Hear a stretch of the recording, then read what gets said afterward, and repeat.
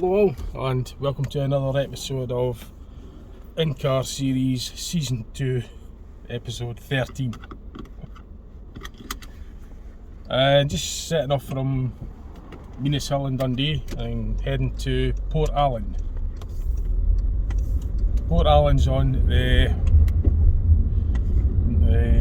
north bank of the Scottish River Tees. It's between Dundee and Perth.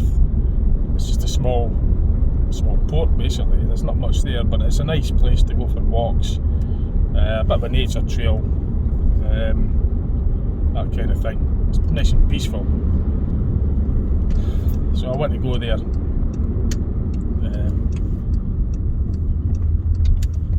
So get the sort of you'll see some of the nice countryside on route there. But before I get there, I'm going to stop off at Bully and Field Garage on Dundee and Perth A90, get my dinner. And not long up my bed actually. It's see, I got back late yesterday. I was at Raceway yesterday. That's up between Peterhead and Fraserburgh. It's about a 100-mile drive from here, and I go there for the stock car banger racing. Well, yesterday was caravan bangers, and there was lots of sheer carnage, like brilliant. You know. It's a stock car racing, basically using bangers, and the banger cars were towing just wrecked caravans, and then it was just destruction derby basically. Yes, you probably know me. If you know me, you'll know that I'm into that kind of stuff. I like watching that. So I was there yesterday, Easter Sunday yesterday. 9th of April 2023, Easter Sunday caravan meeting up at Crimmins Raceway. So I got back, I hung around for a wee bit up that area as well. I didn't get back to Dundee till very late, but I've got late shifts on the buses and that anyway, so I'm used to not going to bed late. So I just didn't bother setting an alarm. I just went right to bed, switched to set the alarm, just got up. Got up about 11, it's about right for me, 11 o'clock, back at 11. So I've got a bit of because I've not really eaten much, drank that much, I've got a bit of a headache, needing something to eat and a coffee. So I'm going to go to Bully and Field, get my lunch. I'm not overly hungry because I had a Chinese takeaway yesterday from the Mint Law Chinese takeaway. If you watched the previous episode 12 of the In-Car Series, I explained what I was doing up there. I used to go to Mintlaw during my school holidays when I was a kid back in the 80s, 90s. And, just watch episode 12, we'll go through it. I'll explain it all like that. So I said, no, I'm hungry, but I still need to have something to eat. I need to get a coffee as well. And from there, I want to, get out, get the fresh air, go for a walk.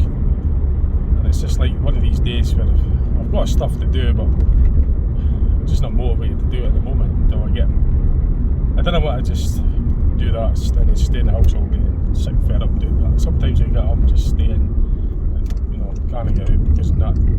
Can't be bothered, I'm just busy doing stuff. And before I know it, the day's over and I'm fed up of that. So at this time I just decided to get up and get out of the door and get in the car and go somewhere. And I'm going to go to Port Allen for a walk. Just sort of like show you the driving bit, like getting there, countryside. Because I didn't want to make the video too long. I'll just this is In-Car Series. I'll maybe do a separate video of Port Allen, but I'll show you briefly when I get there, like what it's about. So it's just turning right on the Dundee Riverside. It's to avoid it.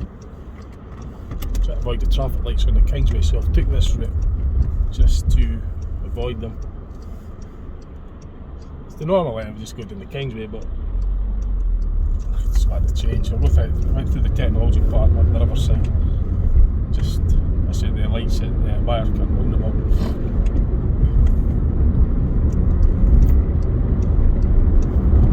So this is Bank Holiday Monday, Easter Monday.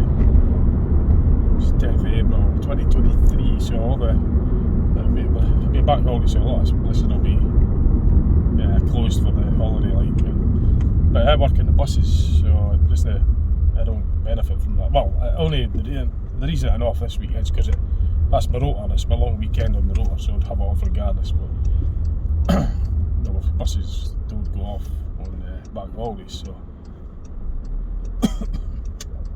but it turns out when the rota landed onto the, I don't really give much of a, don't really bother too much about Easter, to be honest. Well, sometimes it's an inconvenience because other places are shut that I went home. But it's just another day, really. It's what you make it, I guess. Maybe different when I was at the school as a kid, the Easter eggs and all that sort of stuff. But doesn't really. I mean, I like it for the bank holidays, they put on big special races and that. That caravan race was because it was an Easter, so I like that. Down in Buxton Raceway, they put on bus banger racing, coaches, bus and coach banger racing. No, it's a sort of bank holiday special. Certainly that benefit, I look forward to that sort of stuff again. So that's handy. So I'm at the Beulingfield garage. Just going to get parked somewhere. I'll get space there. Nip in there, get a coffee and a pasty, a hot pasty for my dinner, my lunch.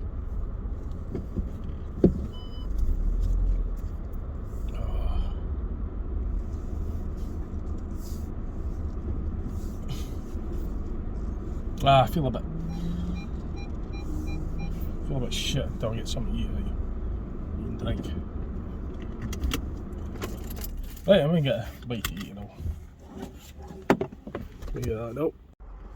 Right, so I've got myself, it's at the Marks and Spencer, so I've got myself a lovely steak slice, hot one, and a latte. That'll maybe make us feel a bit better. Because just need to get something down it. I had the so I've been eating in my car a lot actually. I had my dinner yesterday in my car, I had my tea in this car yesterday. The chicken, salt and pepper chicken from the Mint Law Chinese takeaway yesterday. Before I went to Crimmon Raceway, just before I got there, I stopped at Peterhead. I went to the McDonald's. So I've been eating a lot in my car, and I have my lunch again today. I still smell the spring onions from the salt and pepper chicken. It's quite it's tasty, really nice, really nice. From the Mint Law Chinese takeaway. There's two Chinese takeaways, but if you watch the episode 12, In-Car Series Season 2, Episode 12, and I'll explain all about the Mint Law in that episode.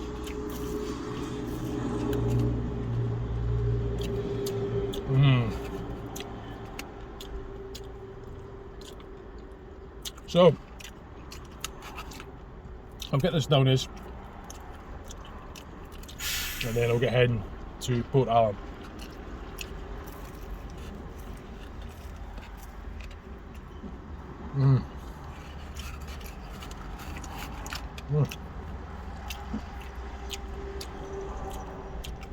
And a real steak in there. Careful with the contents are really hot inside there.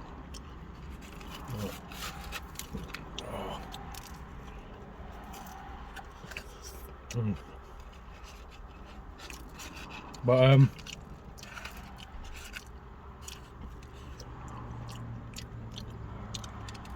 was saying to look at on YouTube earlier on. I got in my bed, just rolled in my bed, just went on the lap, stuck there. No, it wasn't my laptop, it was Virgin Box. I just stuck Google on. So I just got up, sat down, put Google on, just heavy look around Google, Virgin Box, well, Virgin TiVo Box, and went to YouTube. My mate, Stu Jennings, he's still busy with his channel. He's been putting up videos. I was watching one of his. I sort of like done videos with him.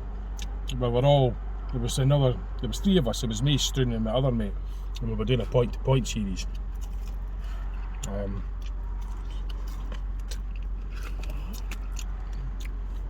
If you look back at my channel,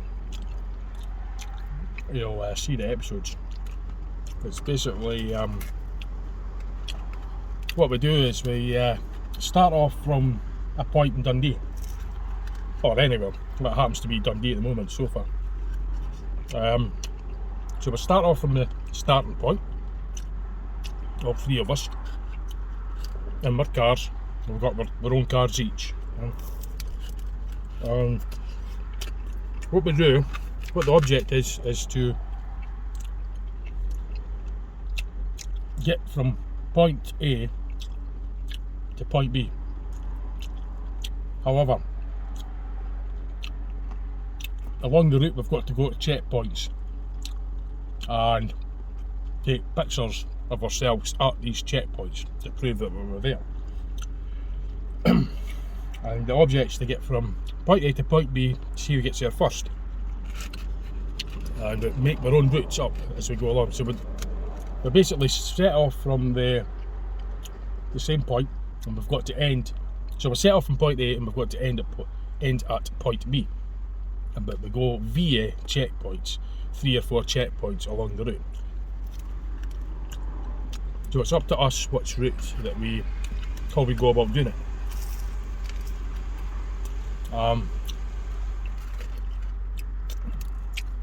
We're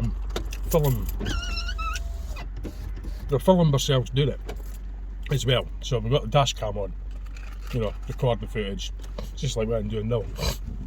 And then when we get to the checkpoints, we take pictures of these checkpoints to prove that we were there. Well, I've done a few of them point-to-point series. It was actually Stu Jennings. Well, it's on his. He does it as well. It's kind of his idea. He came up with the. We all worked on it. Like, we all just sort of discussed how we were going to go about it. It was his idea to name it that. The sort of concept was his idea, but I sort of put suggestions in that idea. Like what checkpoints to go to, discuss where to go. That my other mate as well. We were all discussing where to do it. Let's say it's just a bit like Stu had the idea that it was to be something like the Top Gear challenge with Jeremy Clarkson, James May, and Richard Hammond. We were thinking about getting radios, walkie-talkies, and speaking to each other. And that was his kind of spin off. It was his idea, like, Stu Jennings. I've got videos of it on my channel. Just look it back, and if I remember, I'll stick a link in the description to this. But kind of me, I'll probably forget. But you'll find it if you look at it. Just type in point-to-point challenge. I called one of them 3-point challenge. No, checkpoint challenge. I called one of them, and it was incorporated in my Midnight Cruiser episode 10. So if you look back at that, you'll see an episode of the point-to-point challenge. I called it 3-point. It was a 3-car challenge, but it was on the same basis as the point-to-point. You'll get an idea what I mean. But that's incorporated in my series, the Midnight Cruiser series. I think it was Midnight Cruiser 9 or 10. I think it was it 9 or was it? No, it was 9, wasn't it? It was Midnight Cruiser 9, because Midnight Cruiser 10 were done the traffic roundabouts. Exploring round the centres of the big traffic roundabouts. Midnight Cruiser 10. It was Midnight Cruiser 9 that was the 3-car challenge, which was on the basis of the point-to-point. The point-to-point's the series, but there's the 3-car challenge. I titled it in my Midnight Cruiser 9. It was me, there was Stu Jennings, and there was my other mate. And we said we've got our own cars, and the object is to say just who gets there first without speeding, without doing anything daft. It was just a nice, easy bit of fun, that's all. And there's been positive comments about it as well. I had one of my viewers actually asking when we were doing one again. I'm up for it, but obviously because we're working, we've all got to work it in with our jobs.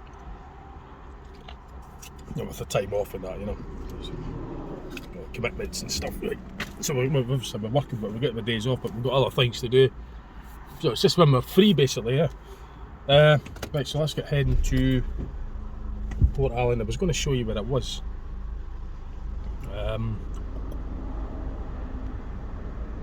Yeah, I'll show you in the map where it is actually. First of all, just to put you in the picture, if you're not familiar with the UK, because this can be watched anywhere on the planet, being on the World Wide Web of YouTube. So I'm going to show you roughly.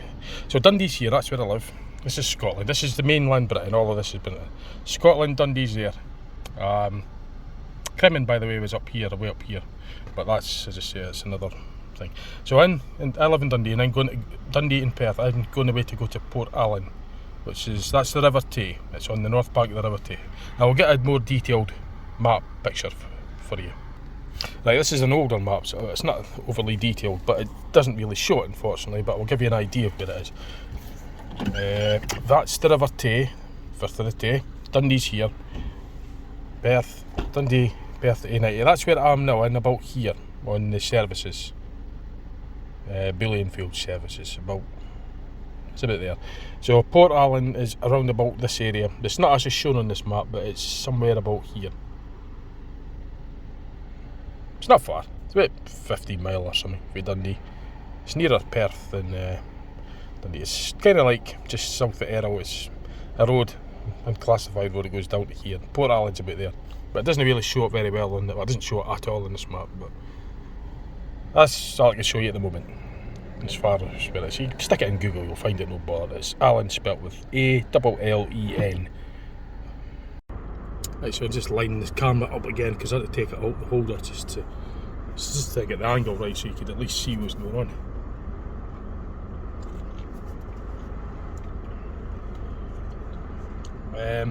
So just pause this a minute. Yeah, I was just getting rid of the stuff lying about and getting the bin. Make sure it's on, it's recording, that's fine. It's not the first time I've actually spoke to a paused recorder, and that's really annoying because you can see the clock going up, so it's definitely recording, that's fine. Right, let's go. So I'm leaving the BP Bullion Field garage on Dundee to Perth Road A90 en route to Port Allen, and you'll get some sort of footage of the drive there. And when I get to Port Allen, I'm going to go for a walk. I'm going to stick the headphones on, listen to my audio book and go for a walk along its nature trails. I'm not recording that, and just as the in-car series, so it's just recording the drive and going there, and me just telling you what my channel, like what I'm doing now, just hit a wee sort of blather wee, is telling you how my channel's going and what I'm doing. That's what this video is about. I've been that busy making videos, so this is the easiest ones to make. You see, in-cars are really, I like them because they're easy for me to edit and that, because there's not much involved. And just so I'm able to get to where I'm going, and able to do a lot, and able to cure 3 birds with one cure with the in-car series. I could get to I could do what I'm doing, like driving and going. I could show you the surrounding areas for the bit of sightseeing, and I could speak to you at the same time. So, and it's easy to edit. That's why I like it's an easier video. At the same time, it keeps you in touch with what's going on. So I'm heading, as I say, just heading towards the south, around the southbound E90 into Port Allen. So what I'll probably do actually, get a bit more. I was going to go down the back as well, just continue along here for a bit. Come off of Errol, head through Errol. You'll get to see through Errol, the Scottish town of Errol. Just passing Longford. We're about to pass Longford on the left. I've done a video on that, and I actually done a video article on Longford. So I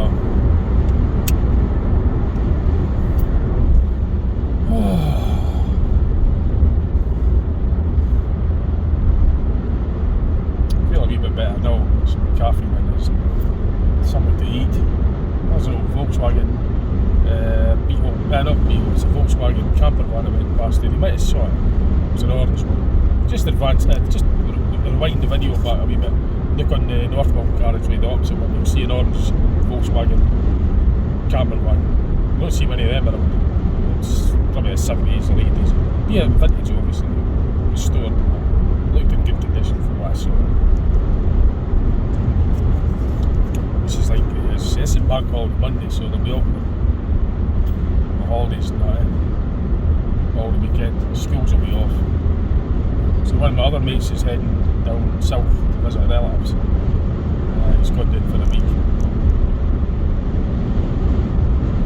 But, as I say, being on the buses, you don't get these holidays. Well, we don't get them, we work bank holidays, but as I say, it just turns out that this is my long weekend. It just happens to be my long weekends. Like, I work 4-day week, duties, late shifts. So basically I work 40 hours. So instead, I used to do the 5-day week. I used to do the week 5 over 7. But instead what I've done now, what we're offering now, what I do now is I do the 5 days work, compress it into 4 days. So I do 4 long days rather than 5 shorter days. Same number of hours a week, just a 40-hour week nearly, just under 40 hours a week. But instead of doing it over 5 days, I've compressed it into 4 days. The drivers have been given options to do that. So I've chose that one, and I've chose permanent late shifts. Because I'm not really keen on the earlies, but I've always done it. I was doing the regular shifts for 13 years, so it's just been a last couple of years nearly I've been on the new one. The 4-day week duties and the long weekend is like you work 7 days in a row before it, you get 6 days off, and then you come back to do it in 7 days. These are 7 long days, it's a 70-hour week. Wait. That's Institute. I don't want to come off at Institute quite yet. I don't want to come off at Institute, that's the error I want to come off. It just keeps the video not too long. Because if I go too much on the back roads, I'll just make the video too long. I still have stuff to do. I just said, as I say, I just got out and said, well, I'm not going to spend. There's many times I've just seen myself just staying in. You don't know what you can, just can't be bothered moving, just sit in the chair. I mean, everything takes 10 times longer to do. Before I know it, it's 6 o'clock, it's 7 o'clock, and it's 8 o'clock, and it's 9 o'clock at night. And that's happened many times. Well, not this time. This time I said, no, get up and just go in. Just get my dinner outside. I've done that without just sick fed up watching the day go by. I've always got these ideas of going out and doing stuff, and it never happened. Before I know it, the day's over. I'm just sick of that. So not this time. Get it out. I'll just spend time chilling out outside instead of just seeing it from the window and again the sun just coming out, missing all the day. Some days I do that, it's just can't be bothered, just staying all day. Quite a lot actually. Too many. So I'm going for a walk, fresh air.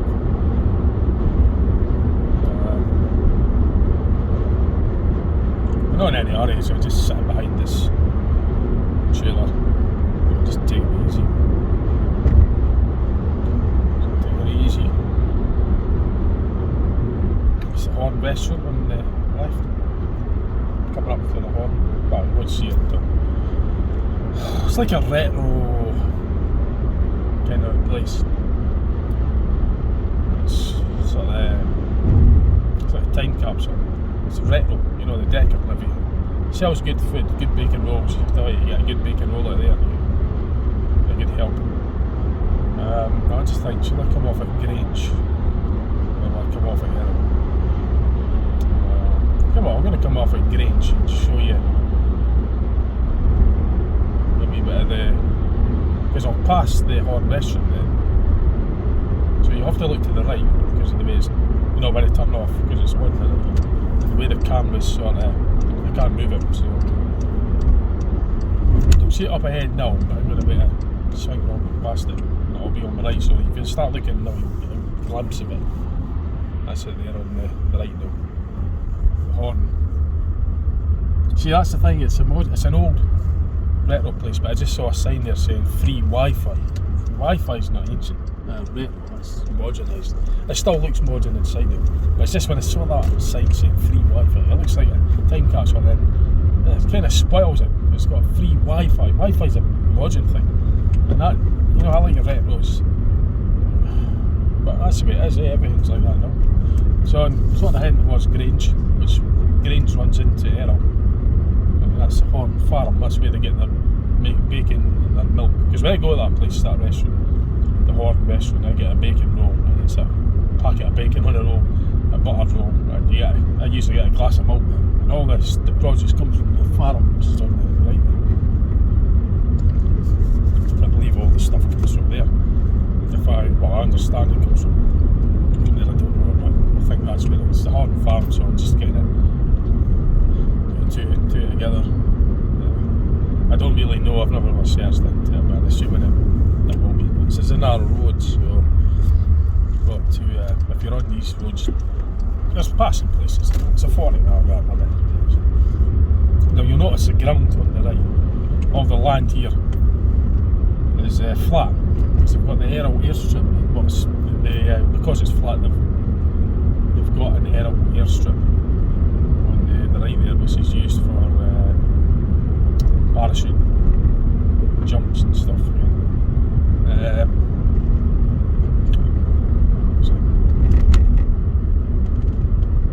Because of the flatness, you know. So there's a lot here suitable for that. I've never done the parachute jump. I was actually thinking about it. Well, actually, I paid for it once back in 1999 when I was at Auchterarder, but I chickened out. I didn't end up doing it. I never actually got to the plane I got my stuff on. I just thought about it and decided I'm not going to do it anymore.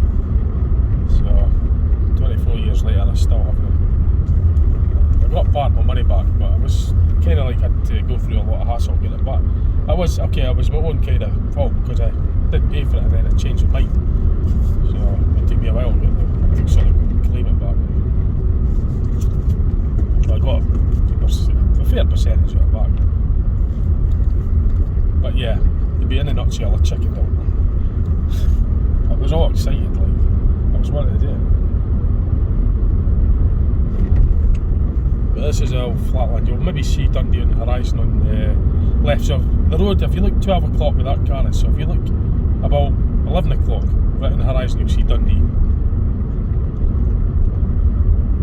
Well, past these trees. You won't see it now because I'm just turning south. The road sweeping north facing on the south. There's a train going on the horizon. Train going past with the Glasgow Dundee. You can see Errol on the right.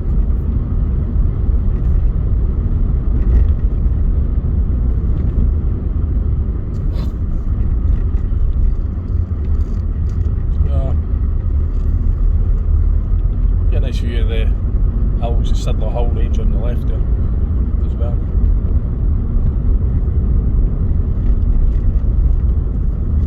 I've actually cycled, well, walked as well while I was in Perth. If I'd done it Perth, it's 20 miles. So roads like this, it was really good. Good exercise and it was peaceful. But it took me about 8 hours. It's 22 miles. I just done that alone, like I was, because I'm with the hike club as well. I've been with the hike club for 15 years, something like that. It was June 2009 that I joined, and this is April 2023, so that's coming up for 14 years. I've been with the hike club.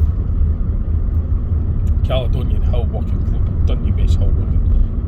And it's the third Sunday of every month that we have a hill walk meeting.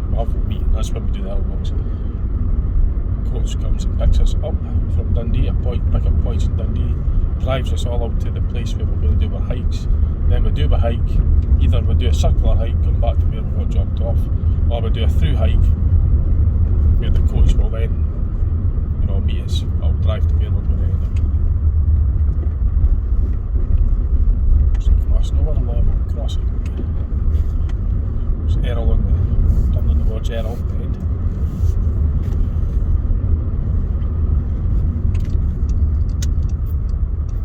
Yeah, I've also cycled to Perth as well, and back on these roads like this.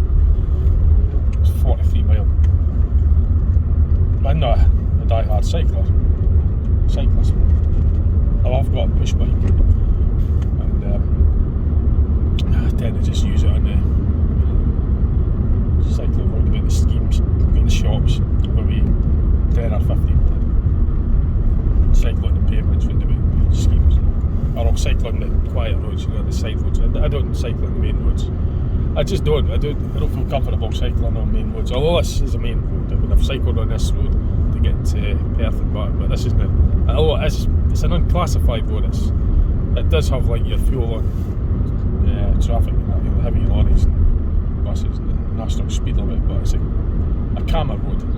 I mean, like take the E13 for example. I wouldn't dream of cycling on that, or the big busy city roads. I wouldn't cycle on these roads. I'll just stick to cycle paths and pavements, but pavements and that, as long as you just always give the pedestrians a right away every time. I don't go fast on the pavements.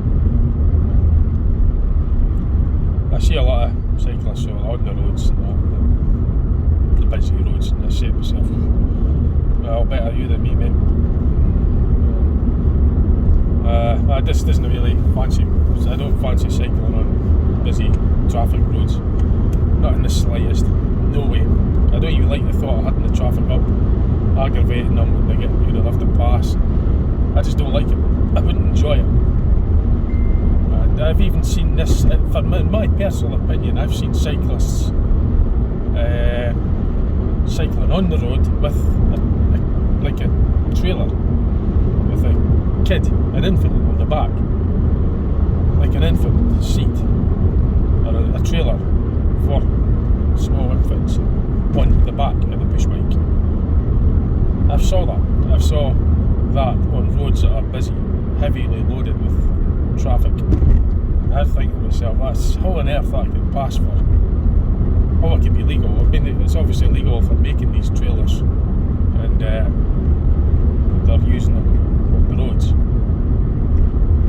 I then say to myself, how could they do that? I mean, okay, I'm not having a go at anybody that does that, but I just wonder to myself that, well, I'm not going to say anything about it, because I'm not going to. I just find it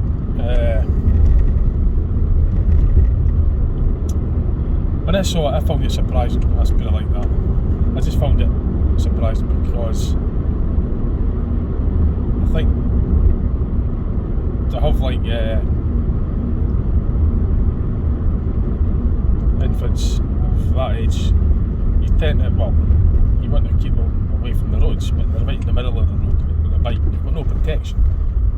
And they're behind them as well. But I mean, I know say nothing about that. Okay, well, it's up to them. If they want to do that, they could do that. I'm not having a pop at them or anything like that. When I saw it for the first time, I was just amazed. I was kind of like gobsmacked. I was like, machinery. I couldn't believe what I was seeing, basically. That's just me, right? So I'm not, as I say, not having a go at anybody that does that. That's up to them. That's their business. Exactly what I mean. That's their business. If they want to do that, that's fine. I'm not in a pop at them or nothing like that. Like, I just when I see kids of that age on the right there, I mean, that's infants. Probably they'll have the helmets on and stuff like that.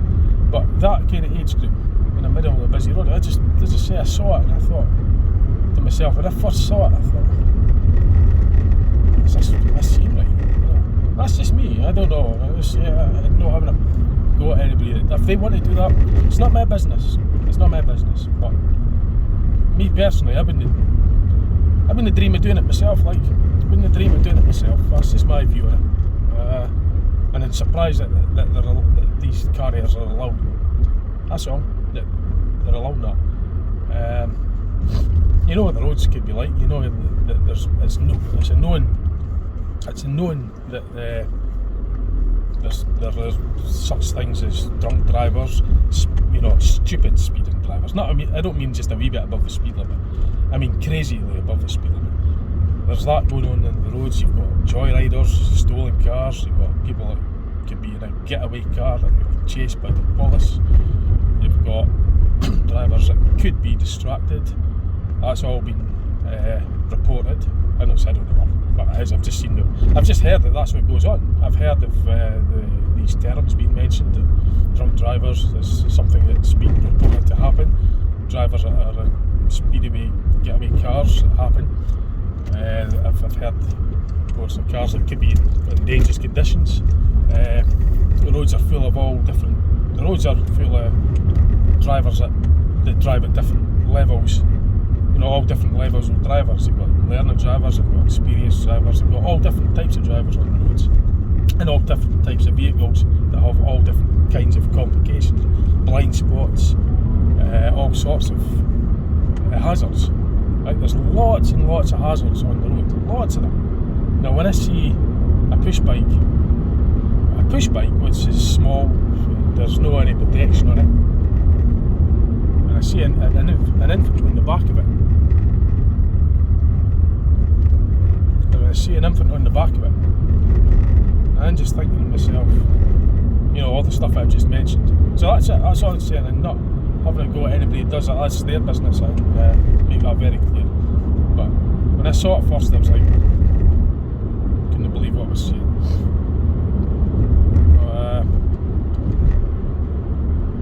So not far from, and I've seen it more than once. I've seen it on a number of occasions.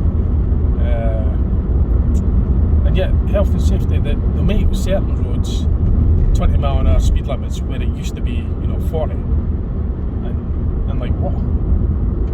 For safety, and yet they sanction, they allow things like what I just mentioned before. So some things, in my opinion, make no sense. This would be a turn off for Port Allen, by the way. It's 3/4 mile down this road.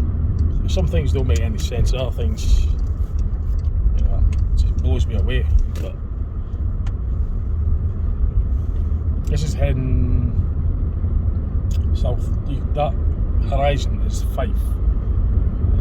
And between this land and the Fife horizon is the River Tay. The River Tay runs from Loch Tay and it ends up in the North Sea via Ferry to estuary. My young brother, he's interested in the River Tay. Really, he knows a lot about the River Tay. He studies it. He's researched into it. Let's put it like that. He's interested in it. So,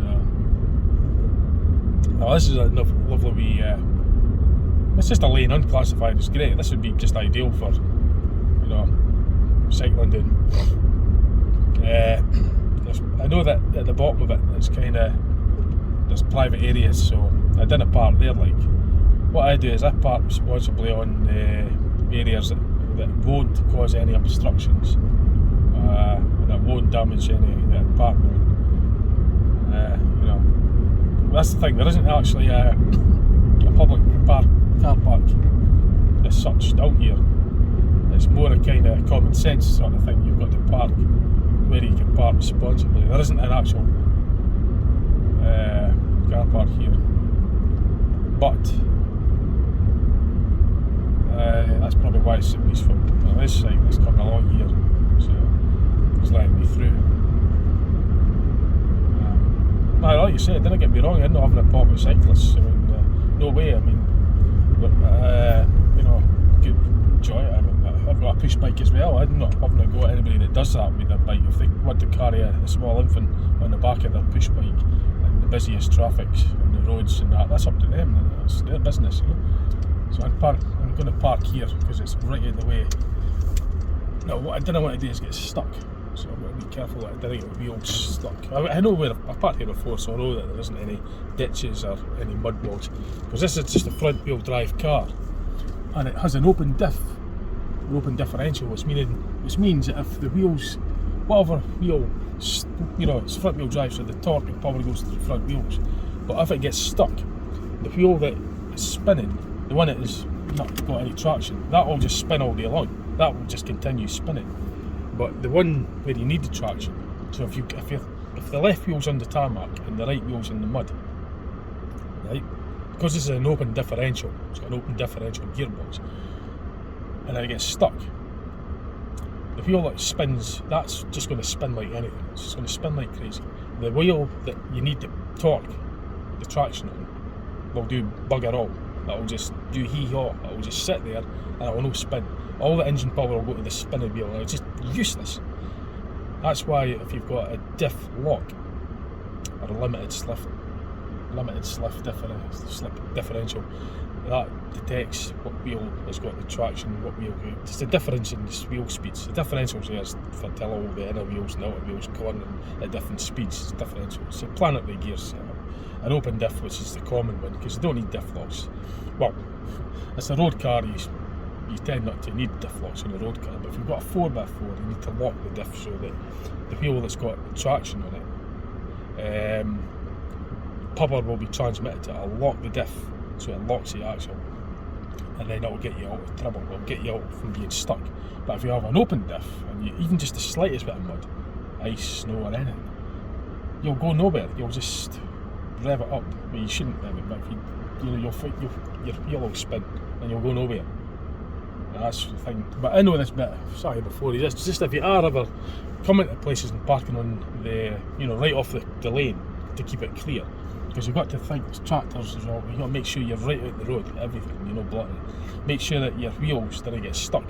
As a tip, if you're reversing in, have your wheels on the, on an area that's, you can have your back wheels in the slippy bits if it's rear wheels, if it's front wheel drive. Just make sure your front wheels have got the traction. So in here anyway at Port Allen, I'm going to, what I'll do is I'll get out and show you a wee bit down there at Port Allen, and then after that I'll just round the video off, because I'm going to be sticking my headphones on and going for a walk. So I know video on that as well, because it's too much, and just keep the video down and keeping it within the in-car, because it's an in-car series episode. I'll maybe do a different video regarding that in the future. That's empty. Make sure I've got a fold up mirror and right off the road, and not bothering them over there. That's private area, so you're keeping out of there and not parking down there, and parking way out of there, and just sort of parking where it's not causing any problems to anyone, and then going to get out and walk down there, and I'll show you that. Right, so I'm going to need I'm going to be putting my hiking boots on, because it gets a little bit muddy on that nature trail. The nature trail runs for here, Port Allen. This time I'm going to go right up 10-3. I'm going to go up to Earl and back, I think. A couple of miles along it, about 4 miles maybe in total. It goes both ways, you can go up Perth as well. But I'm going to go that way. Yeah, I think I'm going to go further along that way. I've only occasionally started coming to this area. I discovered it not that long ago. Well, I was always aware of it, but I've actually came down not that long ago to it and properly had a visit. And I've driven past that road many times. It's amazing what you pass by when you're driving, you just whiz past at speed, but when you actually come back and have a look, the places that you wouldn't really, just whizzing past it, you can actually miss a lot of stuff. Like especially local areas and that. You think, oh, it's local and getting out of here, I want to go somewhere different, somewhere far away. And you just whiz past all your local areas, but you might miss things because you spend time in the areas that you just drive past. Right, what am I doing? Right, I'm gonna got my rucksack, a bottle of water, got my headphones, stick my audio book on, and I'll go for a walk. Just clear my head a bit, get a bit of fresh air, a bit of exercise. I need to get exercise because I watch the weight. And the job end in driving buses, it's very easy to put on the weight. I can assure you of that. Too easy. Takes a lot of effort getting it off, but it's far too easy putting it on. But to lose weight, I know how to do it because I've done it 3 times now. In a nutshell, what I do, and it worked for me. That's all I could say. Is I just cut out all the shite, all the crisps, chocolate. Just cut right back on that. Eat healthy, just eat fresh fruit, fresh veg, fresh chicken, fresh fish. None of this sort of process. I cut back on like pies and the times I eat as well is an issue. If you eat too late before you go to bed, I used to do that as well. So when I was in the weight regime, losing weight, I didn't join the Weight Watchers or anything like that. I just done it all myself. So I ate less going to bed because I get an appetite when I go home. I ate, instead of eating like noodles. Well, instead of eating cakes and noodles and macarons, you know, big portions of food, and then go to bed. Instead of doing that, I just tried to put that off until the next day when I got up, and I would have maybe rice and stuff before I go to bed. Rice, mixed veg, fresh mixed veg, a portion of that, and a cup of coffee and juice. Just ate less and ate lighter. I try to cut out eating meat before I went to my bed, you know. And so I did all that. On my breaks when I was on the buses, instead of just sitting on my arse doing bugger all and watching videos on YouTube or whatever, I actually got out and went for a walk around. Just going for walks, brisk walks on my break, and fulfill my break going for walks around the city. Even though it's just the same old streets every time, the exercise is useful. I park the car at the depot and walk up to the town. Instead of getting the staff mail bus up for the garage to the town, I would just walk up. And on my break I would go for walks as well. You know, there's times where the weather's crap and I wouldn't go for a walk. But if the weather's even just a wee bit better, at least if it's dry, it might be shit, it might be misty and cold, but just get out, go for a walk. And it doesn't have to be a long walk, it's half an hour. Do that, regular exercise, and then I would get up earlier as well. Instead of sitting up, you know, go to bed at all 3 in the morning, I would get up, I would go to bed a bit earlier, maybe about 1:30, and I would get up a wee bit earlier, and then I would go out, put a pair of shorts on, pair of trainers on, light t-shirt on, go for a jog. 2.5 mile, I know the route, I measured it. 2.5 mile jog at about 5-6 miles an hour. Done that nearly every day, and within a couple months, well, let's see, I've went through last week. I've done weight loss things 3 times already, 3-4 times, but certainly in a couple of months I lost some weight. So I went from weighing 19 stone down to 16 stone on the first one. Then the other times weight was creeping up again at 18, so I brought it back down to 16.5. Now I'm sitting about 17. I want to get back down to 16.5. It's easier. The more you do it, the easier it is, because you know what to do. The first time losing weight, you think, oh, fuck, again.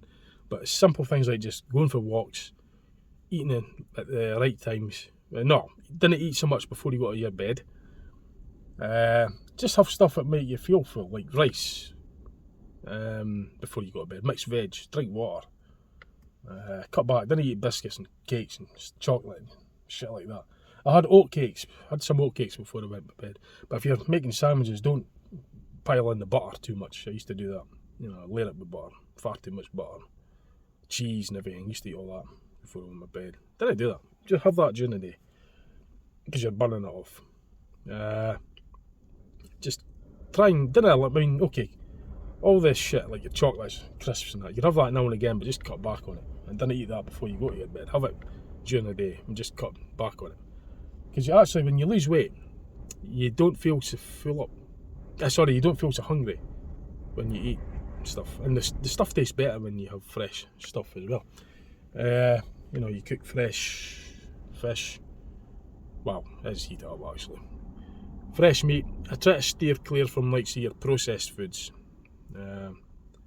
During that, but as I say, that worked for me. So it's more exercise. It doesn't have to be like I went to the gym, went to swim, but you don't have to go mad. Simple things like, instead of I don't know, if you're on your break or whatever, even if you just get out, half an hour walk every day. Cut back on all the junk food. Cut back on the junk food. Just cut back. Don't have to eliminate it, but just cut back on it. It all depends on how much weight you want to lose. But cut back on it anyway. Eat the fresher foods, like fresh meat. Like, that's one thing I can cook, because I know how to cook meat. That's about it. I put it in a pot and just go like that until it gets brown. That's it. Add some seasons and some chili sauce. But watch how much you put on that as well. All the additive stuffs. Again, it's cholesterol. It's a calorie count. Rather, it's our calories. It's all about calories. It's the amount of calories you eat and the amount of calories that you burn. That's what how weight loss works. If you burn off more calories than what goes in, That's kind of like what you're aiming for, you know? Until you get to that kind of equal level where the weight drops, and then you'll realise that you'll feel better, and then you can sort of level off then.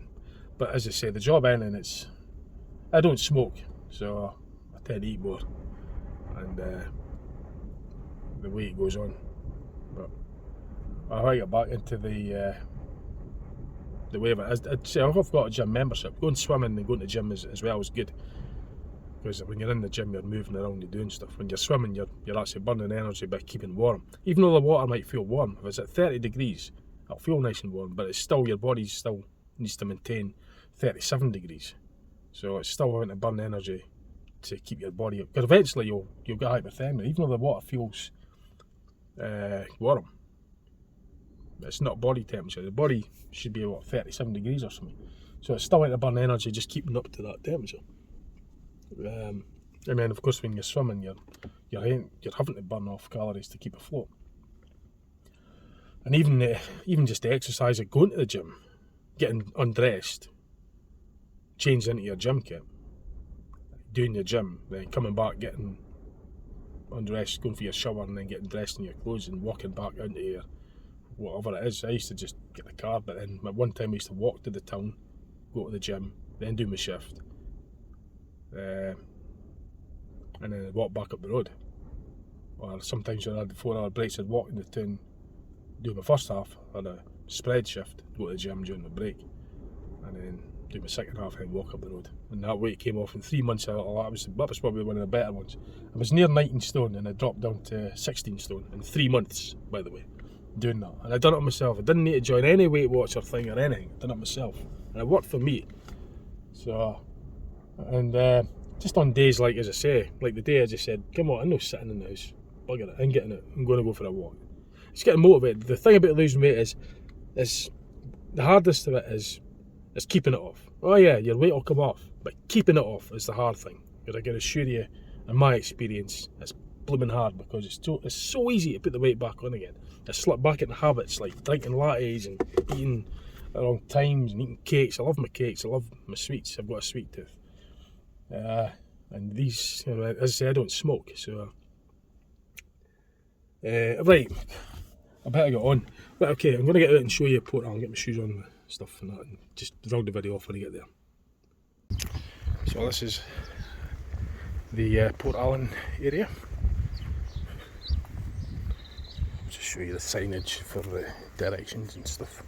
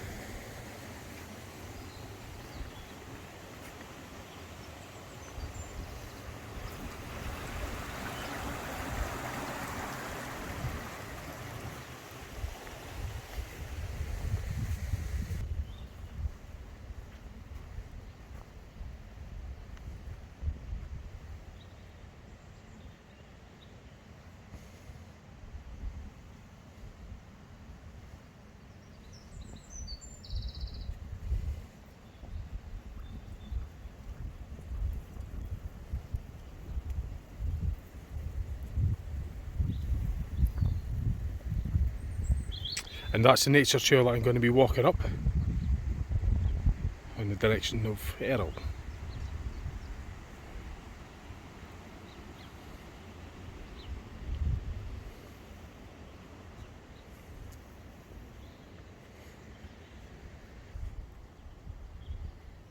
And that's looking over to the River Tay.